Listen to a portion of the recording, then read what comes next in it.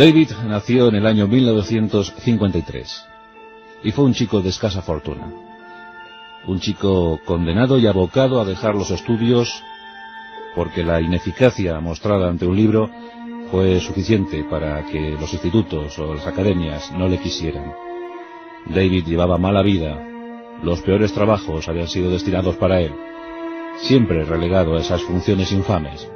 Y por si fuera poco, David tenía un problema común por otra parte en la sociedad estadounidense.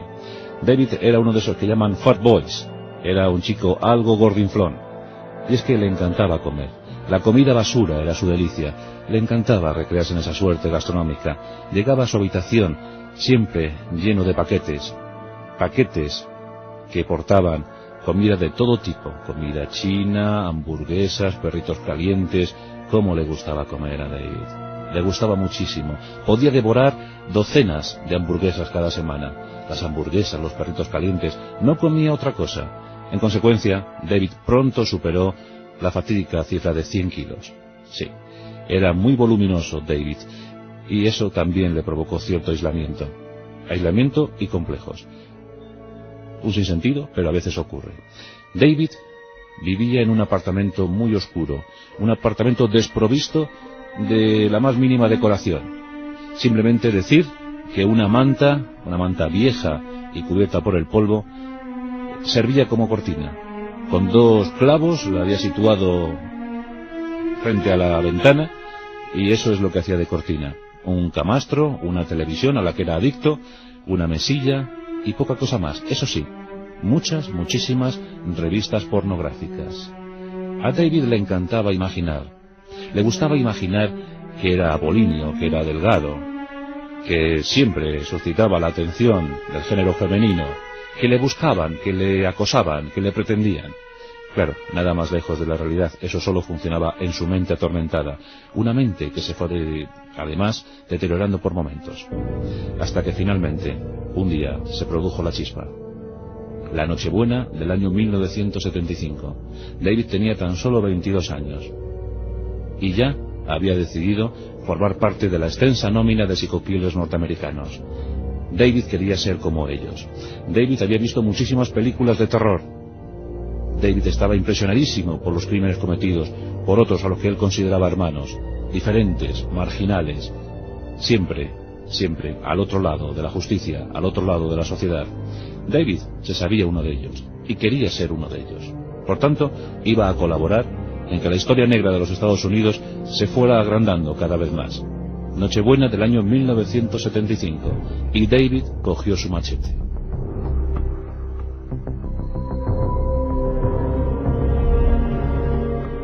Más tarde explicaría que nunca supo por qué inició ese tipo de acciones, pero lo cierto es que lo hizo. En esa Nochebuena fue buscando a sus víctimas. El machete, el cuchillo de monte, bien escondido. David oteaba las calles de Nueva York, buscaba en los barrios más lejanos, más oscuros, más sombríos. Allí pretendía encontrar a la víctima más apropiada. Quería buscar parejas, esas parejas que en un coche también a su vez buscan el amor auténtico, el amor verdadero. David odiaba ese tipo de amor. Él solo quería sexo, eso era lo que realmente importaba. David no podía soportar que una pareja se quisiera, que una pareja fuera feliz. Eso debía ser destruido. Esa no era la sociedad que David quería. Localizó una pareja e intentó el ataque, pero David todavía era muy novato en esto de matar. Y falló. Los novios huyeron despavoridos. David estaba desconcertado, había fallado el primer intento de matar y había fallado. Empezó a correr por las calles, se sintió perseguido, se sintió acosado, y en eso se topó con una joven adolescente de 15 años. Sin pensarlo, sin meditarlo, sin esperar a más, asestó a la joven 6 machetazos. Acabó con su vida en un portal. David sonrió. Salpicado por la sangre, buscó el cobijo, buscó la oscuridad de las calles, y al poco llegó a su apartamento. Allí, lo único que fue capaz de hacer fue comer, Lo celebró comiendo, ingiriendo una tras otra, hamburguesas, claro, perritos calientes, palomitas, todo le encantaba. Estaba celebrando una gran fiesta, había matado por primera vez. Se sentía satisfecho y mugriento. Era el estado ideal para David Richard Berkowitz. Sí, le había gustado matar, y no tardaría en repetir la acción, pero lo del machete había sido demasiado sucio. Debía buscar una técnica un poco más perfeccionada. Por tanto, buscó entre los catálogos que tenía de armas, y descubrió una, la que más le interesó, la Charters and Special Bulldog, del calibre 44. Una máquina mortal. Con ella empezó a cazar. Empezó a buscar nuevas y atormentadas víctimas, preferentemente parejas. Sí, las parejas se amaban en los coches, y David las buscaba. No tardó en encontrar. De esto hay abundancia. Encontró, y empezó a eliminar, empezó a quitar de en medio esas parejas felices. Lo único que eran unos hipócritas. Se amaban a escondidas, ¿por qué? ¿Qué pretendían que querían? Claro, lo único que querían era sexo, no se querían, había que deshacerlas, había que eliminarlas. Y sobre todo a ellas, tan guapas, tan apetitosas. David decía que las mujeres a las que mató eran todas guapísimas, eran carne apetitosa para él. Que disfrutaba por eso, porque en el fondo eran como un manjar, como disfrutar cuando él comía sus hamburguesas, pues esto era lo mismo. Y así empezó a matar. Acechaba, llegaba a los parkings, mataba a una, a otra. Durante meses, de forma desconcertada, fue eliminando, fue acabando con la vida de esas pobres muchachas. También perseguía a los novios, también perseguía a los chicos. En 17 ocasiones, David salió a cazar. Consiguió matar en 6.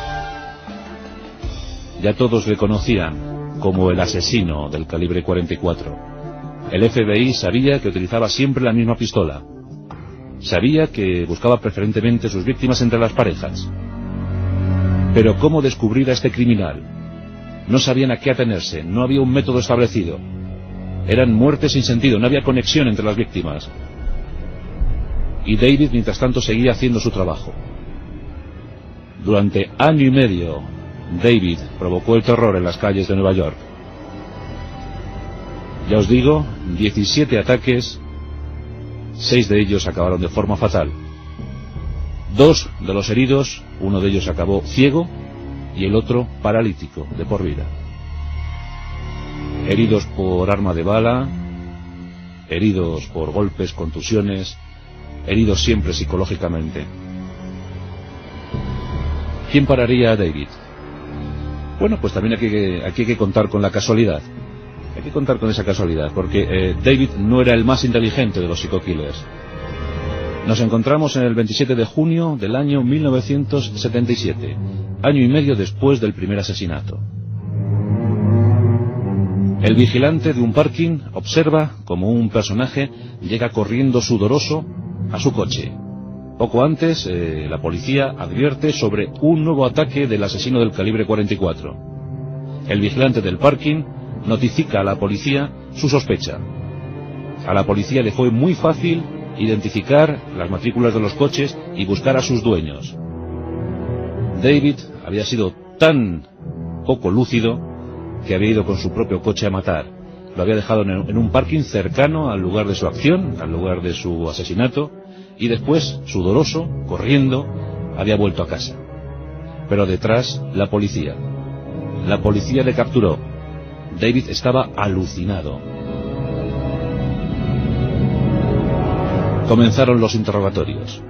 Querían saber por qué David había asesinado. Las preguntas se fueron sucediendo. Largas sesiones con focos incandescentes sobre los ojos de David. David, sorprendentemente, ofreció un testimonio que dejó perpleja a la policía neoyorquina. David había asesinado por inducción. David había asesinado después de recibir las órdenes de un perro. ¿Qué perro?, le preguntaron. Es sencillo. Es un perro, es un pastor labrador. Es el perro de mi vecino Shankar. Sí, es el hijo de Sam. Yo también soy el hijo de Sam. Todo hacía ver que David era un perturbado, que tenía una personalidad compleja. ¿Acaso esquizofrénico?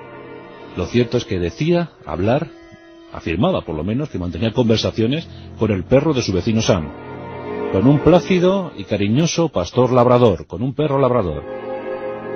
Ya sabéis, los que sois aficionados a las mascotas, que los labradores son de los perros más amables, más cariñosos y más hogareños que puede haber. Bueno, pues David afirmaba que ese perro labrador le transmitía órdenes secretas, órdenes ocultas. Y con ese testimonio, con esa afirmación, fue a juicio.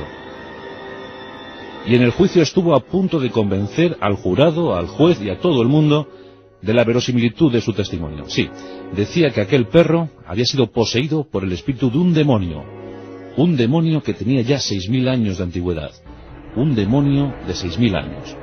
Y ese demonio le ordenaba matar porque así la sangre de sus víctimas serviría para extraños y demoníacos rituales. Sí, David se había convertido en un servidor de aquel demonio encarnado en la figura de un tranquilo y apacible perro labrador. El hijo de Sam, soy el hijo de Sam. Y ese perro me habla, ese perro no me deja dormir. Por las noches me ladra y me ordena matar. Quiere que sea su servidor, quiere que le entregue víctimas para los sacrificios. Ese perro es un demonio, tiene 6.000 años de edad y me obliga a matar. No repetía otra cosa. Todos empezaron incluso a pensar que aquel perro a lo mejor tenía o presentaba alguna anomalía. Intentaron investigar incluso en la psicología del perro. El perro no daba ninguna muestra de la anomalía. Y Sam era el más perplejo de todos, el vecino de David, que tampoco sospechaba que David fuera un asesino. Simplemente, como él dijo, era un fat boy, un chico algo gordito, que no había tenido mucha suerte en la vida. Nadie, lo cierto es que había sospechado sobre el comportamiento de David Richard Berkovich. Pero aquí llega la acción del FBI. David estaba a punto de salvarse. Por lo menos iba a evitar la cárcel, iba a ser internado en una institución psiquiátrica. Y en eso llegó el FBI. El FBI, muy avezado, muy curtido y muy preparado para este tipo de especímenes. Llegó el investigador especial, Robert Riles, y se dirigió a la celda de David. Robert estaba ya muy mosqueado. Robert entró en la celda, él solo, sin protección, entró en la celda de David. David estaba tumbado en la cama como siempre. Y en el momento en el que vio al investigador especial del FBI, pues hizo la pantomima de siempre, lo acostumbrado. Se puso incluso a ladrar, hizo como de perro, hizo como que también le había sido poseído, que era el hijo de Sam. Empezó a hacer la pantomima, sí, empezó a hacer la feria, el circo. A recordar que aquel demonio de 6.000 años le había ordenado matar, que él, poco más o menos, que era simplemente un servidor, que había actuado inducido por el perro de Sam. Yo soy el hijo de Sam. Robert, no sabemos qué mirada utilizó. No sabemos. Seguramente esa que utilizan los investigadores más veteranos del FBI. Le miró sin inmutarse. Le miró sin provocar un solo gesto facial. Le miró de tal manera y le dijo esto: David, muchacho, no me has impresionado. Lo tuyo es una milonga. No me lo trago. Dime la verdad de una vez por todas. Nadie sabe el efecto de esa voz. Nadie sabe cómo le miró. No tuvo que hacer más. A los 30 segundos, David recobró la posición normal y dijo: está bien. No recibí ningún tipo de órdenes. Está bien. Las maté porque me apeteció. Las maté porque me dio la gana.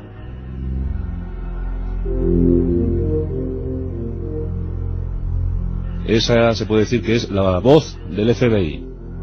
Un poder de convicción tremendo.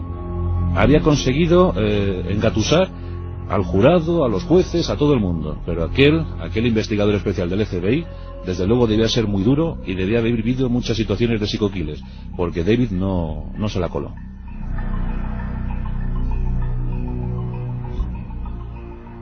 El FBI, los psico-killers desconcertantes, la historia de David Richard Berkovich, el asesino del calibre 44.